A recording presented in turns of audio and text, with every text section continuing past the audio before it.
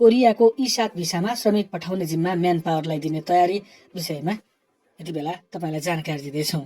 श्रम रोजगार तथा सामाजिक सुरक्षा मन्त्रालयले दक्षिण कोरियाको ई7 भिसामा श्रमिक पठाउने जिम्मा म्यान पावर व्यवसायीहरूलाई दिने तयारी गरेको छ। केही दिनअघि म्यान पावर व्यवसायीहरूले ई7 भिसामा आफूहरूले श्रमिक पठाउन पाउनुपर्ने माग मन्त्रालयमा पेश गरेका थिए। उनीहरूले ई7 भिसा एपीएस प्रणालीभन्दा फरक भएको र यो प्रणालीमा आफूहरूले श्रमिक पठाउन पाउनुपर्ने माग अघि सारेका थिए। म्यान पावर व्यवसायीहरूको छाता संगठन वैदेशिक रोजगार व्यवसायी संघका अध्यक्ष राजेन्द्र भण्डारीले मन्त्रालयका सचिव केवल प्रसाद भण्डारी सामु 19 बुधे माग पेश गर्दै ई7 भिसामा सिपयुक्त श्रमिक आफूहरूले पठाउन पाउनुपर्ने उल्लेख गरेका थिए। श्रम मन्त्रालयका सहसचिव एवं प्रवक्ता राजीव पोखरेल कोरियाको ई7 भिसा कमाई तथा सेवा सुविधाका हिसाबले श्रमिकहरूका लागि निकै राम्रो भएका कारण यो भिसामा जतिसक्दो ठूलो संख्यामा श्रमिक पठाउन सरकारले पहल गर्ने बताउँछन्। म्यान पावर व्यवसायीले हामीले पठाउँछौँ भनिरहनु भएको छ। प्रधानमन्त्रीज्यूले एपीएस मार्फत नै ई7 भिसामा पठाउनु पर्छ भनिरहनु भएको छ। ई7 भिसा एपीएस भन्दा फरक हो। कोरियाले निजी क्षेत्र अर्थात् B2B मार्फत यो भिसामा श्रमिक लैजान्छ। यसबारे हामी प्रधानमन्त्रीज्यूसँग थप छलफल गर्दैछौँ, पोखरेलले भने। अहिले कोरियाले ईपीएस प्रणाली मार्फत श्रमिक लैजाँदै आएको छ। एपीएसमा सरकारी संयन्त्र अर्थात् G2G मार्फत लगिरहेको छ। नेपालसँगै Bangladesh, Sri Lanka, Philippines, Vietnam, Thailand लगायत विभिन्न 16 मुलुकहरूबाट श्रमिक लैजाने गरेको छ। ईपीएस प्रणाली अन्तर्गत जानेले पाउने भिसाको प्रकृति भनेको E9 अर्थात् E9 हो। एपीएस मार्फत कोरियाले अध्यक्ष श्रमिकहरू लगिरहेको छ।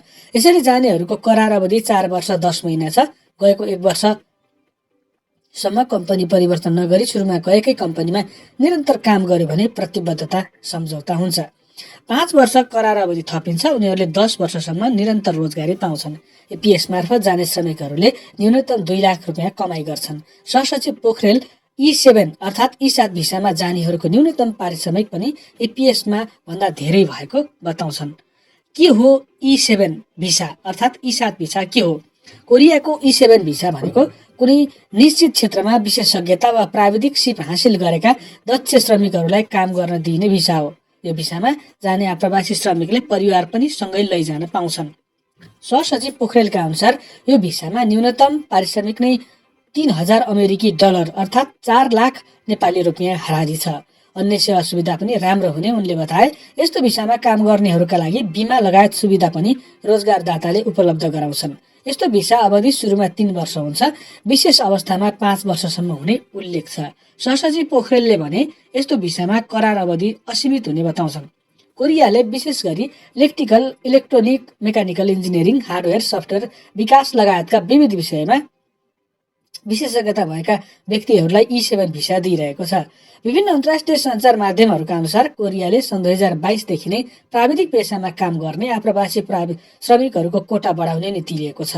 पानी जहाज निर्माणका लागि वेल्डर, चित्रकार लगायतका व्यावसायिक सिप हासिल गरेका श्रमिकहरूको कोटा बढाएको छ। कोरियामा अहिले श्रमिकहरूको अभाव छ, जसका कारण ठूलो संख्यामा विदेशी श्रमिकहरूको आवश्यकता छ। पछिल्लो समय कोरियाले E7 भिसामा हजारौं आप्रवासी लैजाने तयारी थालेको सहसचिव पोखरेल बताउँछन्। E7 भिसामा पनि कोरियाले ईपीएस प्रणाली मार्फत श्रमिक लैजाँदै आएका विभिन्न 16 मुलुकबाटै श्रमिक लैजाने प्रक्रिया थालेको मन्त्रालयले जानकारी दिएको छ। कोरियाले E7 भिसामा बङ्गलादेश, फिलिपिन्स लगायत अन्य मुलुकबाट श्रमिक लैजान थालेपछि हामीले पनि पठाउन सकिन्छ भनेर म्यान पावर व्यवसायीले कुरा राख्नु भएको हो। त्यस्तो राम्रो अवसर हामीले किन गुमाउने त भनेर प्रधानमन्त्रीसँग कुरा राखेका छौँ, सहसचिव पोखरेल बताउँछन्। अहिले पनि दक्षिण कोरियामा एपीएस मार्फत गएकाहरूले दक्ष भइसकेपछि सिप परीक्षा उत्तीर्ण गरेर E7 भिसा लिएर काम गरिरहेका छन्। यसरी व्यक्ति आफैले पाउने भिसामा सरकारले म्यान पावर मार्फत पठाउने व्यवस्था गर्न लाग्दा सरकारमाथि प्रश्न उठिरहेको छ। म्यान पावर मार्फत श्रमिकहरू जाँदा चर्को शुल्क तिर्नुपर्ने बाध्यता सिर्जना हुने आशंका गरिएको छ। त्यस्तै म्यान पावर कम्पनीहरूले सेटिङमा अध्यक्ष कामदार पठाएर दक्षिण कोरियामा अवैध तरिकाबाट लुकीछिपी बस्ने खालका घटना बढ्न सक्ने र यस्ता घटनाबाट एपीएसमा नेपालले पाइरहेको अवसर पनि गुम्न सक्ने अवस्था सिर्जना हुने चिन्ता कतिपयको छ। सरकारले म्यान पावरसँगको साँठगाँठमा श्रमिकहरू ठगी गर्ने अर्को बाटो बनाइदिएको आरोप पनि छ। सहसचिव पोखरेल भने संस्थागत रूपमा व्यवसाय मार्फत पठाउँदा ठूलो संख्यामा पठाउन सकिने दावी गर्छन्। उनी भन्छन् ईपीएस मार्फत जानुभएकाहरू पनि सिप हासिल गरिसकेपछि E7 भिसा लिनुभएको छ।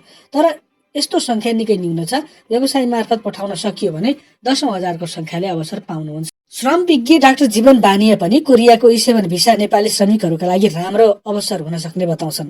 मलेसिया तथा खाडी लगायत मुलुकमा भन्दा काम र कमाइका हिसाबले दक्षिण कोरिया उपयुक्त भएको उनको भनाइ छ। अहिले कोरियामा ठूलो संख्यामा आप्रवासी श्रमिकहरूको खाँचो परेको छ। खास गरी त्यहाँको सेवा क्षेत्रमा धेरै श्रमिक आवश्यकता परेको छ। E7 भिसामा ठूलो संख्यामा आप्रवासी लैजाने प्रक्रिया थालेको छ उनी भन्छन्। कोरियाले E7 भिसामा नेपालबाट मात्रै नभएर अन्य मुलुकबाट पनि श्रमिक लैजाने हुँदा यो अवसर सुरक्षित गर्न सरकारले पहल गर्नुपर्ने उनको भनाइ छ। एपीएस प्रणाली मार्फत त्यहाँ पुगेकाहरू पनि दक्ष भएपछि E7 भिसाका लागि आवेदन दिएर भिसा पाउने अवस्था छ। व्यक्ति आफैले पनि यो भिसाका लागि पहल गर्न सक्छन्, तर यो संख्या थोरै छ। अहिले कोरियालाई धेरै दक्ष तथा सिपयुक्त जनशक्ति पनि आवश्यक परेको हुनाले म्यान पावर कम्पनी मार्फत संस्थागत रूपमा ठूलो संख्यामा पठाउन सकिन्छ, डाक्टर बानिया भन्छन्।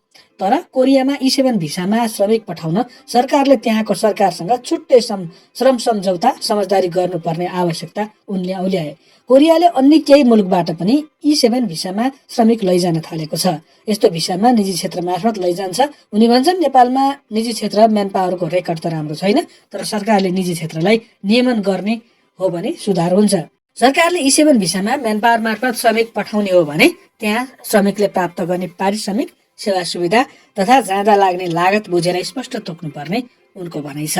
मैले बुझेसम्म कोरियाले E7 भिसामा सम्झौता समझदारी गरेर श्रमिक लैजान चाहँदैन, तर हामी श्रमिक पठाउने मुलुक हौं, हामीले आफ्नो अडान राख्न सक्छौं, डाक्टर बानियाले भने। कोरियाले रोजगार अनुमति प्रणाली EPS प्रणाली मार्फत सन् 2008 देखि नेपाली श्रमिक लैजान थालेको हो।